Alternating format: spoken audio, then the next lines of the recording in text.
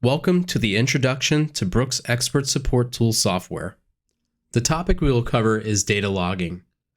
The best software features a data logging function that records key parameters such as set point, flow, valve drive, and temperature. These values can be automatically saved to a CSV file, providing an easy access format for analysis and reporting. The first thing you want to do is click on your device on the left-hand side, and you want to start the graph. By default, you can see that data logging is currently off. So let's go to the settings screen, click on data logging, and that'll bring up the data logging configuration form. From here, you can select your data log file path, you can select the sample rate, and you can enable it. Once it's enabled, click the exit button, stop your graph, and start it again. Now you can see on the bottom there, data logging is currently enabled. So let's give the device some set points so we can capture some data.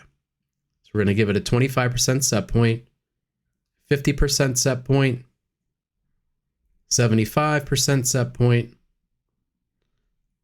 100, and we'll work our way down. We'll go to 50, and we'll go to 0.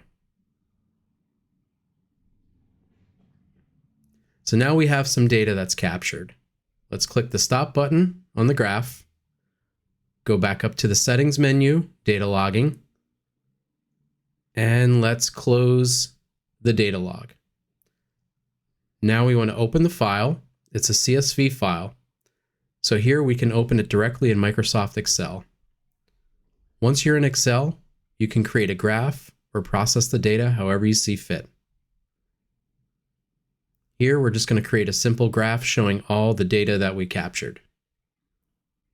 And here you'll see the flow, the set point, the valve drive, and the temperature.